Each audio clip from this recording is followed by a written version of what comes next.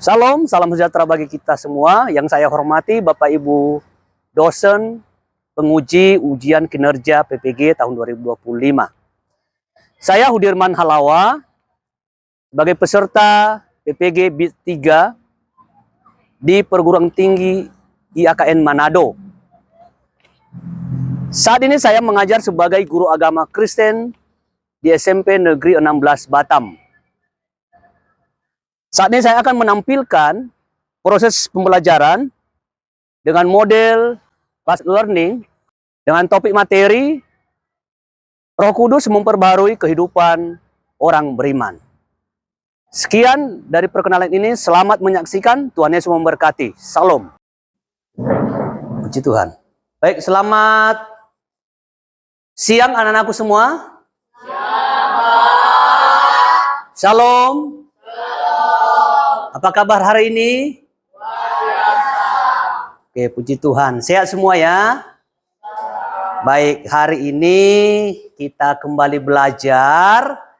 Dan Bapak harap anak-anakku semua bisa mengikutinya dengan baik. Dan bisa belajar dengan semangat ya. Baik, sebelum kita memulai pelajaran kita hari ini, alangkah baiknya kita berdoa, bernyanyi dan berdoa. Saya minta salah satu dari kalian untuk memimpin doanya dan bernyanyi. Silakan, siapa? Oke, silakan Given, maju ke depan. Oke, lagunya apa? Silakan. Teman, marilah kita menyanyikan lagu Aku Anak Raja, Kau Anak Raja. Bisa berdiri ya. Oke, dengan semangat. Oke. 1, 2, 3, ya. Aku anak raja, kau anak raja. Kita semua anak raja. Aku anak raja, engkau anak raja. Kita semua anak raja. Haleluya, puji Tuhan. Haleluya, puji Tuhan. Haleluya, puji Tuhan. Haleluya. Haleluya, puji Tuhan. Haleluya, puji Tuhan. Haleluya, puji Tuhan. Haleluya.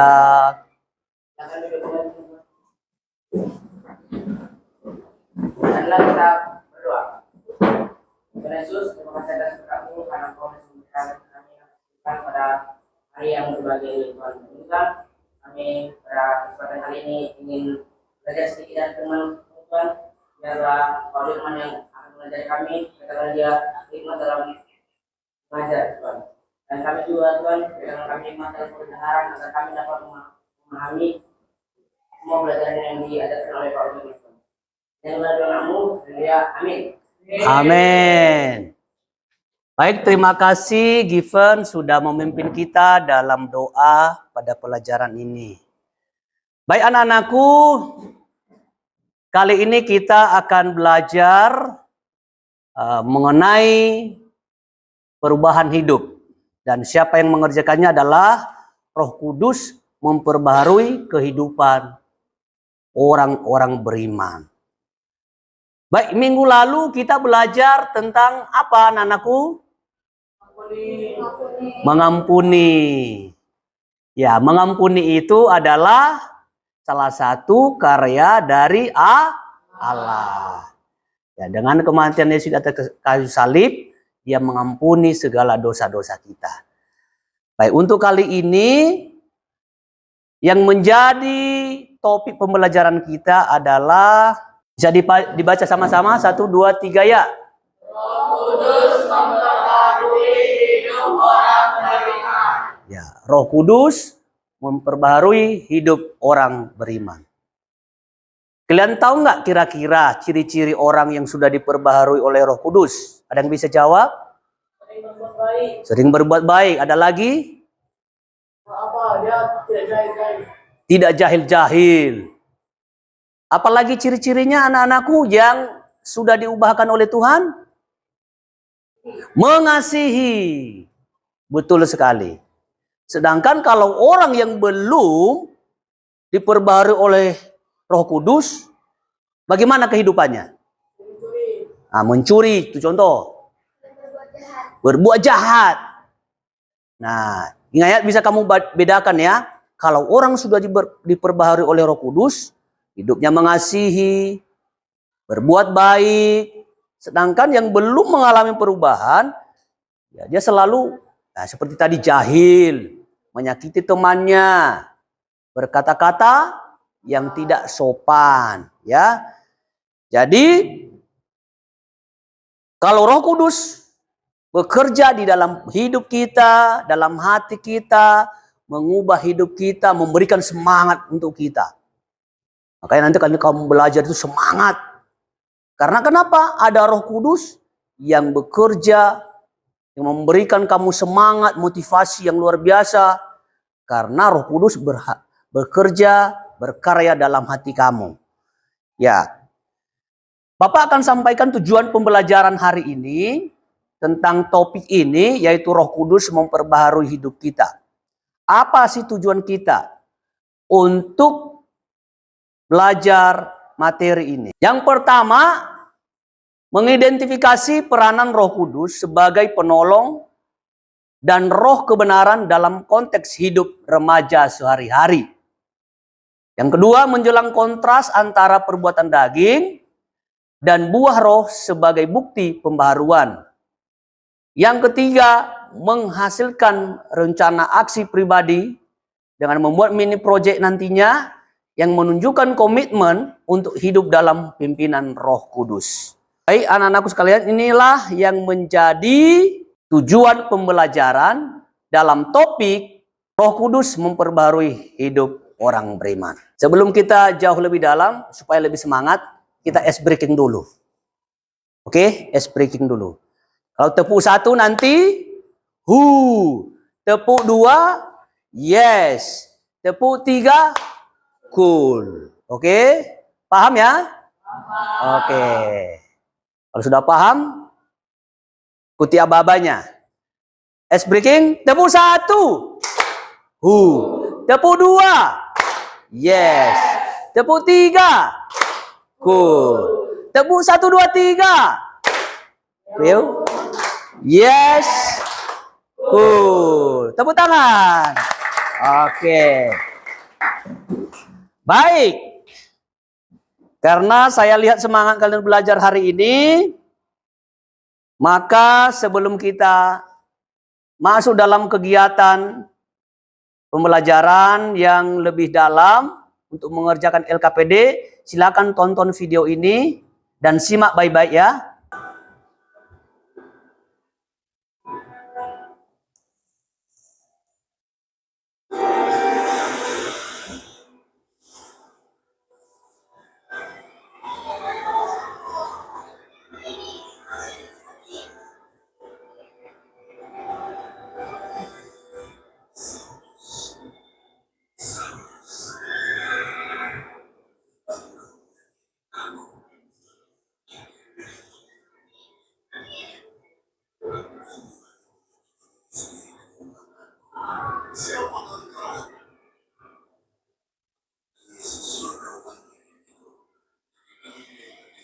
Dia tidak masuk seperti yang dia mau.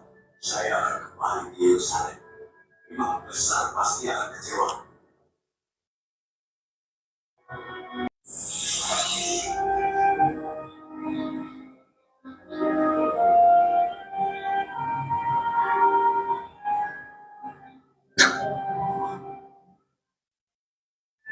Percayalah, Chris.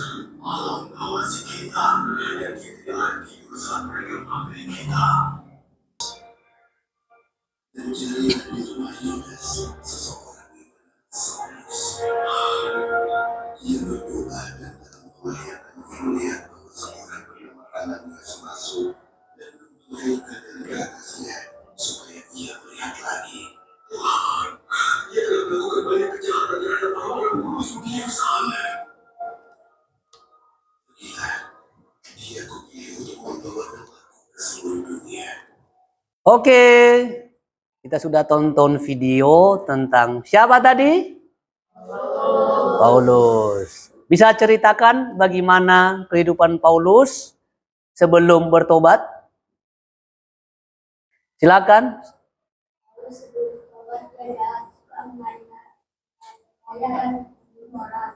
Nah, setelah dia bertobat,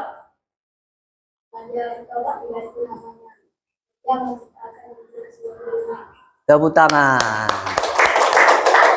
Nah, di video tadi itu cerita tentang Rasul Paulus. Kalian kenal Rasul Paulus kan? Dulunya dia itu penganiaya jemaat, pemburu orang-orang Kristen. Tetapi ketika dia bertemu Tuhan Yesus dan dipenuhi oleh Roh Kudus, maka dia menjadi orang yang bertobat, menerima Yesus sebagai Tuhan dan Juru Selamat. Dan tugasnya tahu kalian? Memberitakan firman Tuhan ke seluruh dunia.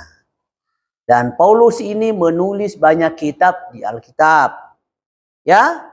Oke. Jadi dari video tadi Bapak harap kalian sudah memahami karya Roh Kudus. Maka sekarang kalian akan mengerjakan beberapa pertanyaan di sini sekaligus pendalaman Alkitab. Silakan ditulis langsung di situ jawabannya di sebelah kiri. Pertanyaannya di sebelah kanan yang warna orange. Sambil melihat ayat itu dalam Yohanes 14:26 dan Kisah Para Rasul pasal 1 ayat 8.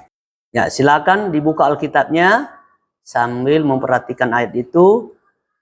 Di pertanyaan pertama itu, apa peranan Roh Kudus dalam kehidupan orang-orang beriman? Ya, untuk menjawab soalnya itu baca ayatnya. Pertanyaan pertama, tuliskan 2 peran Roh Kudus yang menunjukkan bahwa ia adalah penolong bagi hidup kita. Lalu pertanyaan kedua, berdasarkan Kisah Para Rasul 1 ayat 8, apa yang akan diterima oleh orang percaya ketika Roh Kudus turun atas mereka? Dan apa tujuan dari penerimaan kuasa itu?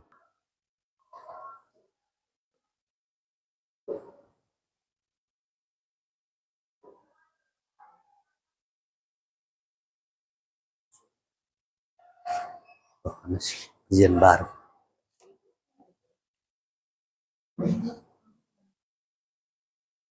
Berapa itu?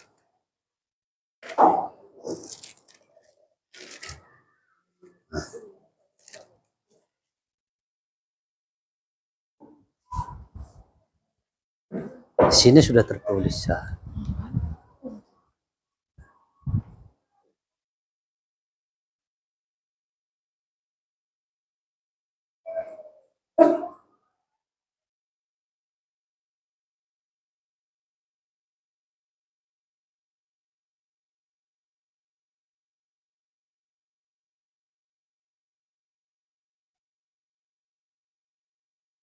Oke, yang bisa menjawab pertanyaan pertama, silakan berdiri dan angkat tangan. Oke, silakan Gaby.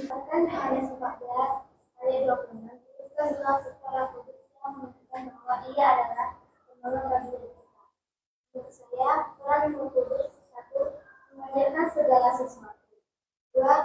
Mengingatkan kita akan semua yang telah Allah katakan. Puji Tuhan, ya, mengajarkan dan mengingatkan kita akan firman Allah. Tepuk tangan buat Gaby. Oke, silakan duduk. Yang pertanyaan kedua, siapa yang bisa menjawab? Siapa yang bisa menjawab? Oke, silakan. Berdasarkan Kisah Para Rasul 1 ayat 8, apa yang akan diterima oleh orang percaya ketika Roh Kudus turun atas mereka? Kenapa tujuan dari penerimaan kuasa itu? Jawaban saya yang diterima adalah kuasa, dan tujuannya adalah akan menjadi saksi di Yerusalem dan di Yehua dan di Yudea dan di Samaria dan sampai ke ujung bumi. Puji Tuhan. Jadi anak-anakku, kalian sudah memahami peranan Roh Kudus, yaitu mengajarkan kita dan mengingatkan kita. Apa yang diingatkan bagi kita? Firman Allah. Nah, yang kedua, ya, apa yang kita terima ketika kita percaya? Kita menerima kuasa. Dan apa tujuannya? Untuk memberitakan firman Tuhan ke seluruh penjuru dunia. Ya itu, ya. Oke, untuk selanjutnya Dalam kitab Galatia pasal 5 ayat 22 sampai 23. Siapa yang tahu? Buah roh. Ada yang tahu buah roh? Nah, perhatikan nih. Nah, ada 9 atau 8? Pertama, kedua, ketiga, keempat, kelima, keenam, 7, 8, dan ke-9 adalah kebaikan. Itulah buah roh yang tertulis dalam Galatia ayat 22 sampai 23. Oke, ada beberapa kasus di sini yang terjadi dalam kehidupan remaja sehari-hari. Nah, ini yang perlu kamu diskusikan bersama kelompokmu. Nah, di sini nanti ada kasus remaja dan buah roh apa yang gagal dipetik dan solusi buah roh apa yang harus diterapkan dalam kehidupannya. Oke, silakan buat dulu kelompoknya. Silakan. Itu diisi di dalam kolom. Oke, silakan diskusi bersama teman-temannya.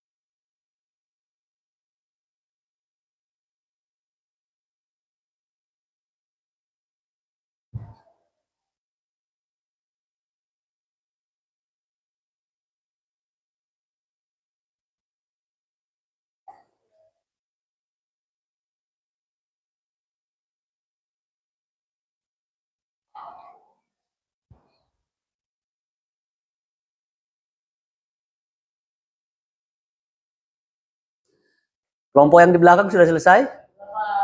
Oke. Bisa dipresentasikan? Siapa yang duluan? Oke, silakan di belakang. Apa hasil dari diskusinya? Silakan berdiri. Membalaskan temannya dengan kata-kata kasar dengan kesal kalau dua gagal dipetik, satu kesabaran, dua kerendahan hutan, kedua dipetik, satu penguasaan diri, dua kesetiaan. Solusi atau buah roh yang diterapkan, satu penguasaan diri, dua kebaikan, tiga kesetiaan. Dan kita akan menolong temannya yang kesulitan, padahal dia mampu, karena teman itu beda frekuensi. Tepuk tangan buat kelompok 3. Luar biasa kelompok 3. Terima kasih. Kelompok berapa? Kelompok 1 silakan. 2. Kita berjanji akan menyelesaikan tugas kelompok malam ini. Yang malah buah roh yang gagal dipetik adalah kesetiaan. Solusinya adalah kebaikan. Kita enggan menolong temannya. Hal dia mampu karena temannya itu beda gen. Buah roh yang gagal dipetik adalah kasih. Solusinya adalah sukacita. Yang keempat, tidak sering mengeluh dan cemburu saat harus membantu orang tua membersihkan rumah di hari libur. Buah roh yang gagal dipetik adalah penguasaan diri. Solusinya adalah kesalahan. Tepuk tangan buat kelompok 1. Oke, terima kasih untuk kelompok 1. Sekarang kelompok 2.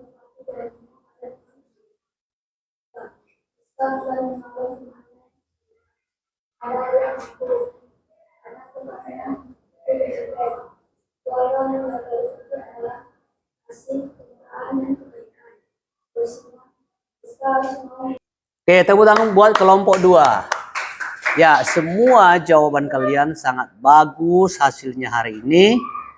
Jadi, orang yang sudah dipenuhi oleh Roh Kudus, sudah menerima kuasa Roh Kudus, maka Roh Kudus itu berkarya dalam kehidupan orang percaya dan dituntun supaya memberikan buah. Ada 9 dan ini bisa jadi ayat hafalan kamu ya.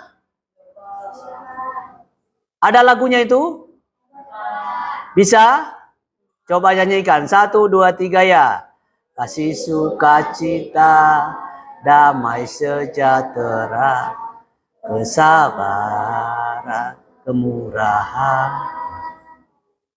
kebaikan, kesetiaan, kelemah lembutan, penguasaan diri. Nah, hari ini kalian sudah bisa membedakannya, sudah mengetahui. Ada pertanyaan? Kan ada pertanyaan? Tunjuk tangan silakan. Arti Roh Kudus. Nah, pertanyaannya bagus ya. Apa itu Roh Kudus? Siapa itu Roh Kudus? Ada yang bisa menjawab? Oke, silakan Cecilia. Ya, Roh Kudus itu adalah pribadi ketiga dari Allah Tritunggal. Ya. Nah, ini Roh Kudus adalah pribadi ketiga Tritunggal, di mana hadir untuk membimbing, menghibur, dan memperbarui hidup orang beriman. Nah, kehadirannya membawa damai dan sukacita. Oke, sudah dijawab ya? Ya, jadi Roh Kudus itu adalah pribadi ketiga dari Allah Tritunggal. Ya. Allah Bapa, Allah Anak, dan Allah Roh Kudus. Ya. Jadi hari ini sudah Pak memahami karya Roh Kudus dalam kehidupannya? Sudah. Nah, kalau begitu kalian akan menuliskan satu ini, memberikan refleksi pribadi kalian dengan mengisi ini ya.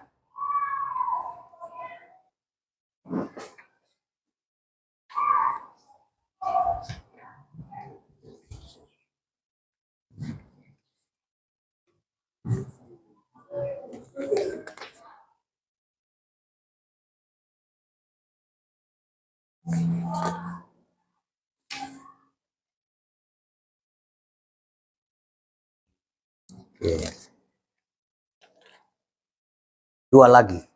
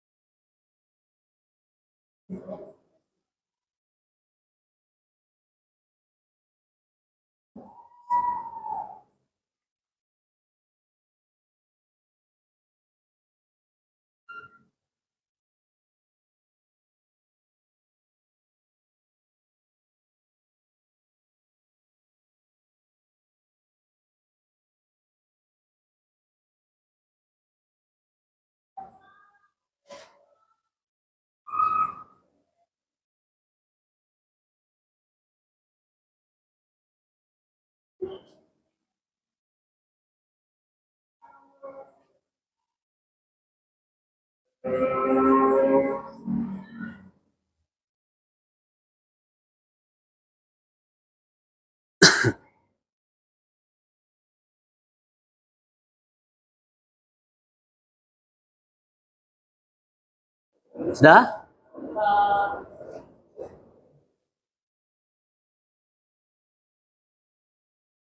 Oke, ini refleksi dalam pribadi kalian dan kalian bisa menjawabnya sendiri ya.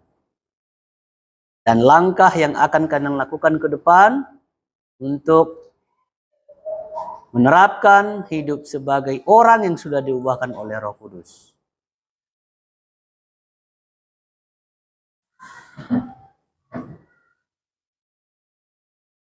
Kalau sudah, kita kumpulkan semua ya.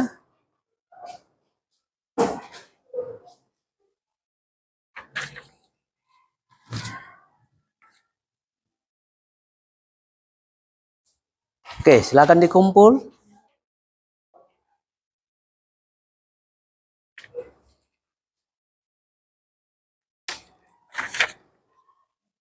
Ya.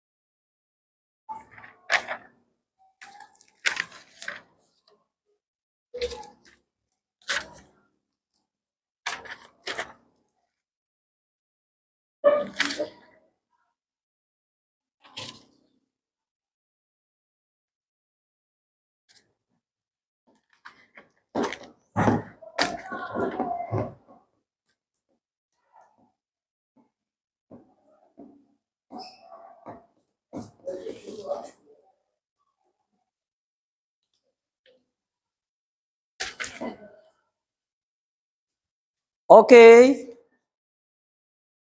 Baik, sebagai penutup kita baca sama-sama. 1, 2, 3 ya. Roh Kudus bekerja senantiasa dalam hidup orang beriman. 2, dengan kuasanya kita dipanggil untuk hidup baru. Mari membuka hati agar hidup kita diperbarui dan menjadi saksi Kristus. Baik, karena waktu kita sudah habis, kita akan tutup dalam doa. Mari kita berdoa. Bapak akan memimpin doa. Kita berdoa. Terima kasih Tuhan atas berkat anugerah-Mu pada siang hari ini. Kami boleh belajar mengenai karya Roh Kudus dalam kehidupan kami. Memperbaharui hidup kami ya Tuhan. Dari hidup yang jahat menjadi kehidupan yang baik yang Tuhan inginkan dalam hidup kami. Berkati anak-anak kami semua yang ada di tempat ini ya Tuhan. Supaya mereka diperbarui oleh kuasa Roh Kudus-Mu dan mereka menerapkan buah roh itu dalam kehidupan mereka sehari-hari. Terpujilah Engkau Tuhan. Bentar lagi anak-anak-Mu semua melanjutkan pembelajaran berikutnya. Engkau berkati kehidupan mereka. Berikan semangat dan sukacita bagi mereka. Terima kasih Tuhan. Dalam nama Yesus kami berdoa. Amin. Baik, terima kasih untuk hari ini. Saya ucapkan Salam. Ya, oke, silakan. Mejanya di